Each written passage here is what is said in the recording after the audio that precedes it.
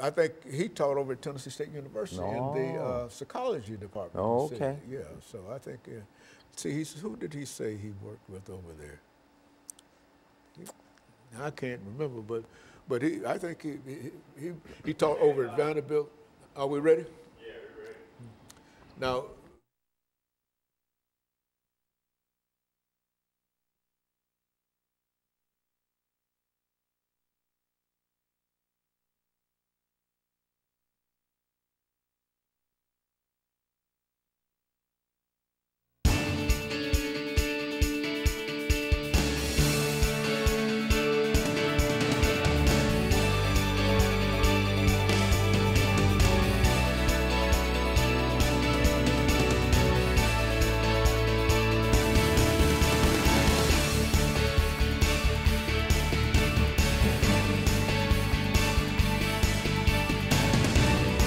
thank you and welcome to the show this morning. The topic this morning is African American History Month, and we're fortunate to have with us Dr. E.K. Sanford from Tennessee State University to talk about African American History Month. And of course, Doctor, let me welcome you to the show this morning and tell you how delighted we are to have you, and especially to talk about African American History Month, because I think that over the last many years that we've had an opportunity to talk to you on this show, we've talked about African American history, African American History Month, and you've made a tremendous contribution in terms of bringing us information, not only dealing with the African American, but with sociological situations itself. And so let's have you to talk about Dr. E.K. Sanford for a few minutes by giving us some information in reference to your background, education, and your experiences. And after that, we'll get into the second segment, and then we'll talk about the African American History Month or the African American History Celebration or the African American History Year, however you wish to proclaim it. Absolutely. And I thank you so much again. It's always a pleasure being here and always a pleasure sharing information. And as you mentioned, I'm Dr. E. Kelly Sanford. I'm a professor of sociology at Tennessee State University, and I've been there now for over 20 years. And I hope your listening audience know that you and I were there at the same time and had some of the same students who leave my class, go to yours, your class, and come to mine. And I really enjoyed those years with you and being here again today. I did my postdoc degree, which I would like to share today, at the Pennsylvania State University up in State College, Pennsylvania, Penn State. And there I did a postdoc at the National Institute of Mental Health on gerontology, intergenerational family studies, looking at the African American family. Did my doctorate degree, very proud to say, at Howard University in Washington, D.C., where I had other experiences there, working with the National Organization of Black Law Enforcement Executives, and very fortunate to work with the national headquarters of the American Red Cross. I was with the groundbreaking research that was done at that time on HIV/AIDS education. And as you may very well know, for the listening audience, that the rollout of HIV/AIDS programs came out of Washington, D.C. at the national headquarters of the American Red Cross, and I was the evaluation unit at that time working with that project. And they had a specific program related to the African American HIV and AIDS, which we'll probably get into a little bit more today. Undergraduate work at North Carolina Central University in Durham, North Carolina, and I'm originally from Oxford, North Carolina, and it's not too far, I hate to say, from Durham or Raleigh. I know a lot of people may not know those little small towns. And if I may, I would like to give a plug out of also having experience at the University of Michigan at the Institute for Social Research at the University of Michigan while I was working on my doctorate degree. And I've had other experiences as well. Yes. And so in a real sense, you got a lot of information in reference to the African American experience, as we once called it. But during this particular time of the year, we think in terms of the celebration, the annual celebration, which at one time was a weekly celebration and then a monthly celebration, and now it's an annual celebration dealing with the African American experience. Let's talk about why we, over the next couple of minutes, why we celebrate African American History Month. Well, as you may very well know, we are made up of a nation of a lot of different ethnic groups that came from a lot of different European countries, and they migrated here, and this is a very topical issue today as we look into the 21st century. but the experience of the African was totally different other than other Europeans that came to these shores. Native Americans, we have to give recognition on this discussion that they were already here. This was their land. Africans were enslaved and brought here in a very forceful way. So that's why I'm here to talk about today the importance of sharing the African American history. And as you just mentioned, Dr. Carter G. Woodson felt that same importance a number of years ago when there was only an African American History Day, and then it moved to an African American History Week and a month. And now I think you were right in your assessment that it should be celebrated throughout the year, every year, 24/7. And we've done an excellent job. You can look at here in Nashville, Tennessee. I'd like to encourage the listeners to go to the African American Museum that is recently opened. And I think it's free and open to the public. And so there is this celebration now of the African American experience in America. Very good. And so the African American History Museum, yes, located in Nashville, Tennessee, yes, is now open. Is that what you're telling us? It is now open. It is now open. It's open to the public and it's free. And so not only should, I think everyone here should go. I mean, it's just an open celebration for everyone because we contributed to the culture of this American society. Very good, and I'm glad to know that it's open. And so what we'll do, we'll take our first commercial break, Doctor, and then we'll come back. Okay. We'll be back with you following this very, very short commercial break.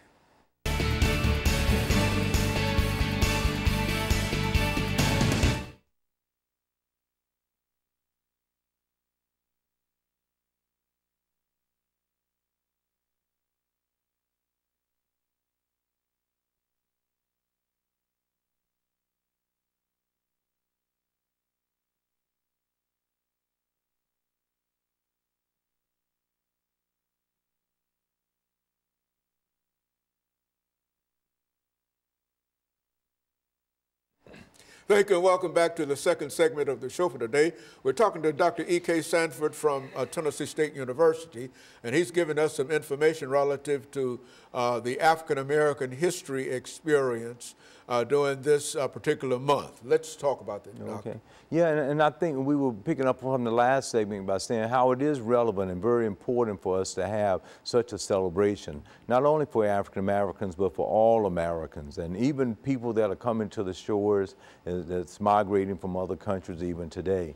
Because of that unique experience of enslavement here that went on for over 244 years, and how the government at that time, with increasing laws of 1776, the Declaration of Independence, and the Constitution, left this group of people out who have been here for hundreds of years. So when we think of that document that said life, liberty, and pursuit of happiness, it was not inclusive of people of African descent. And more, when they created laws that left people of African descent out. So if you just recall and reflect on the Civil War, that war was pretty much for three reasons, although there were many more, but one was to maintain an economic machinery of people of African descent for free, to maintain that machinery, to maintain a culture here within the South as it was, and to keep people of African descent enslaved. So there were a lot of other reasons people could argue, and if we had a big debate here going on, people could come up with other reasons, but those are three of the major reasons why. And then after that, people just didn't open their arms up with the 13th, 14th, and 15th Amendment, which everyone should know the 13th Amendment abolished slavery. And then if it was abolished, you have to be a citizen. The 14th gave citizenship right, and the 15th Amendment, and we're talking about 1866, that gave the right to vote. And we're still dealing with voting rights issues today. That's right, voter suppression today. And when you think about Dr. King, since we're coming up on the celebration of his birthday in recognition of the great Dr. Martin Luther King Jr., he was saying in the 60s, 100 years later, we still do not have the right to vote. So from that time, we moved into Jim Crow laws that were just something that was created to still segregate people of African descent. And Dr. Du Bois talked about the demarcations of segregation that are still very present in our society today. So when we see these demarcations, you know, institutions such as HBCUs or railroad tracks in cities throughout the South, that predominantly one group of ethnic group live on one side and the others live on the other. Now with gentrification, people are being pushed out and housing have certainly changed, but still very much present within our society today. So with these laws, it is very important for everyone to understand that history. Now, from a sociological and cultural standpoint, one of the sad parts about it is that if we do not understand the history, not only does that ethnic group, meaning African Americans and other ethnic groups, not understand why there is still such a need today for inclusiveness or policies, rules and regulations such as affirmative action that are still needed today. It was needed in the past because while things might appear to be a lot better now, there's still no fairness, still not 100% what they should be of fairness within our society.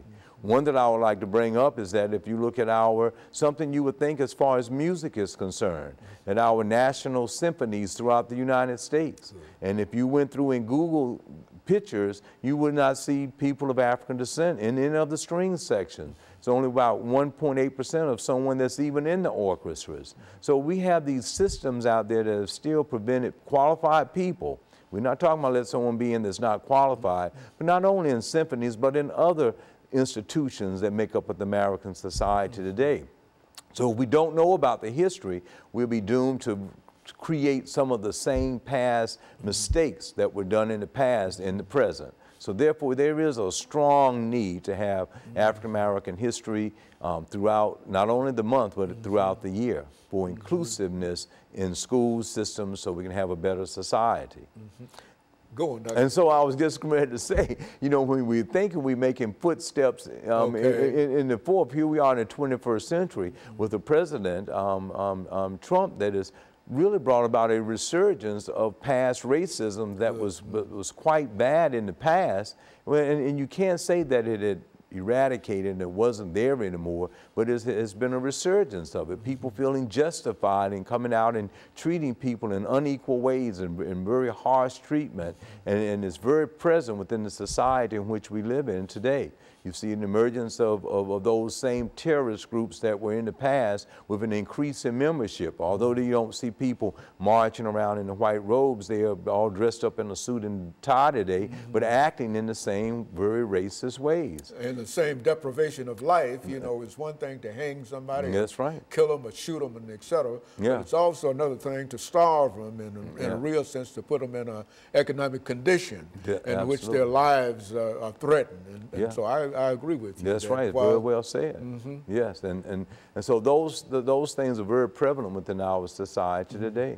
So as we have this discussion, I think it's a historical fact now, so coincidental that we're having a discussion, but this is the longest time period within our government that the government has been shut down.